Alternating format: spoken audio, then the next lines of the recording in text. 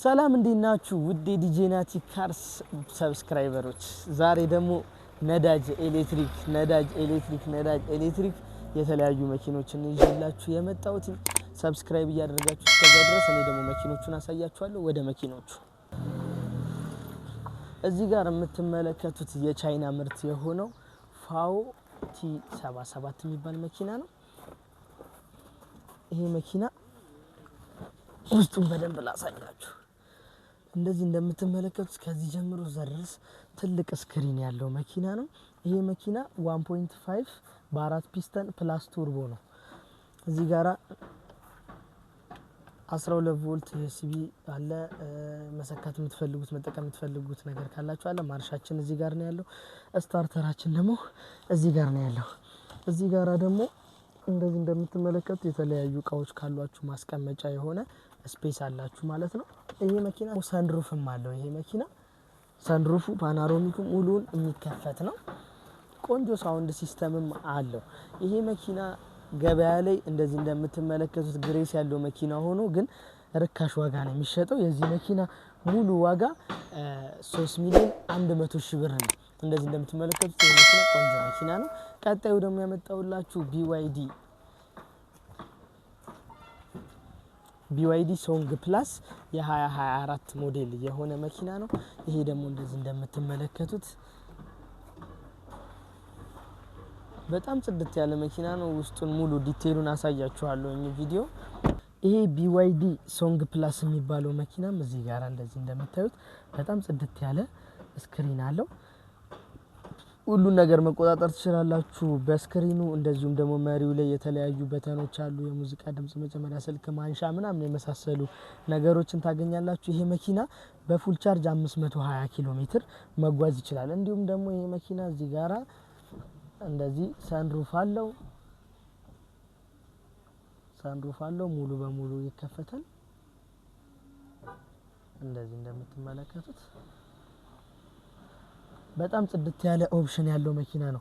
ኤርባጎቹም እንደዚሁ በየቦታው ስላሉ የሆነ ነገር እንኳን ቢገጥማችሁ አደጋ እንኳን በጣም ቴክ ኬር ሊያረጋችሁ የሚችል መኪና ነው። ይሄ መኪና ደግሞ ሙሉ ዋጋው 6 ሚሊዮን ብር ሲሆን 2,500,000 ብር ደግሞ ባንክ ብድር ይወጣለታል ማለት ነው። እንዲሁም ደግሞ የዚህ መኪና ሌላ ፊቸር ማሳያችሁ ነገር ቢኖር ሰንሩፉን ክፍቱን ትተነዋል። መኪናውን በሩን ከዘጋም በኋላ ድንገት ረስተነው ክፍቱን ብንተውና ከዛ በኋላ ሪሞቱን ሎክ ብናደርገው በራሱ ሰዓት እንደዚህ እንደምትመለከቱት ሰንሩፉንም ይዘጋልናል፣ በሩንም ሎክ ያደርግልናል ማለት ነው። እቺን ኢስታር መኪና ደግሞ ያው 2023 ላይ ነው እዚህ ሀገር የገቡት። ስለዚህ አብዛኞቻችሁ ታውቁታላችሁ ብዬ አስባለሁ። ይሄም መኪና ከመኪናዋ ማነስ የተነሳ ብዙም የማትጠብቁት ሰፊ ስክሪን ያለው ይሄም መኪና የዚህ መኪና ኢንጂናችንን ስታርት የምናደርገው በቁልፍ ነው ማለት ነው። ፑሽ በተን አይደሉም። እንደዚህ ኢንጂናችንን ስታርት ስናደርግ እዚህ ጋራ ሰፊ ስክሪን እናገኛለን። ከዛ ማርሽ የምትቀያይሩባት ደግሞ እቺ ነች። እቺን እንደዚህ በማሽከርከር ይሄ አር ላይ፣ ኤን ላይ፣ ዲ ላይ፣ ኤስ ላይ ማለት ትችላላችሁ። እጅ ፍሬናችን እዚህ ጋር ነው የሚኖረው። ስንቆም ወደ ላይ ስናደርገው ይዝልናል፣ ስንለቀው ደግሞ ወደ ታች ስናደርገው ይለቃል ማለት ነው። እቺ መኪናም በጣም አሪፍ ቅልብጭ ያለች ለራይድ ለስራ መሆን የምትችል መኪና ነች። እቺ መኪና ደግሞ በ2,600,000 ብር ገበያ ላይ ታገኙታላችሁ። እንዲሁም 1 ሚሊዮን ብር ደግሞ ከፈለጋችሁ ባንክ ብድር ይመቻችላችኋል ማለት ነው።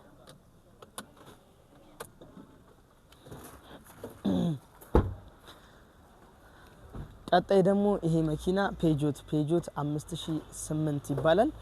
ይሄ መኪና 2021 ሞዴል ሲሆን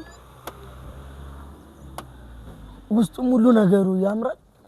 ሰንሩፍ ብቻ ነው የሌለው። ይሄ መኪና እንደዚህ መሪ በተን ነው። ስክሪኗ አነስ ያለች ቆንጆ ስክሪን እዚህ ጋር እናገኛለን። ማርሹም ይሄንን ይመስላል። እዚህ ጋር ደግሞ እንደዚህ እንደምትመለከቱት እቃ ማስቀመጫ ሰፊ ስፔስም እናገኛለን። ይሄን መኪና 4,100,000 ብር ገበያ ላይ ታገኛላችሁ። ለነዚህ መኪኖች ደግሞ ባንክ ብድር 2 ሚሊዮን ብር ያበድራችኋል ማለት ነው። ቆንጆ መኪኖች ናቸው እነዚህ።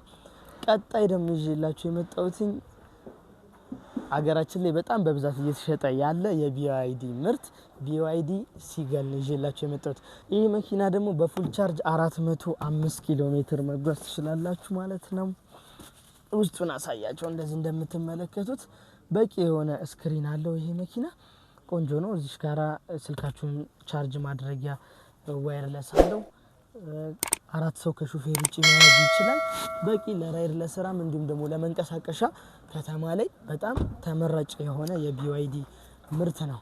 እንዲሁም ደግሞ ብዙውን ጊዜ የማናገኘው ብዙዎቻችን የምንፈልገው ደግሞ የቶዮታ ምርት የሆነው ቶዮታ ያሪስ ኮምፓክት ቦዲ በቀየረው እንደዚህ ከ2010 በላይ ያለው 2011 2012 13 አላቸው።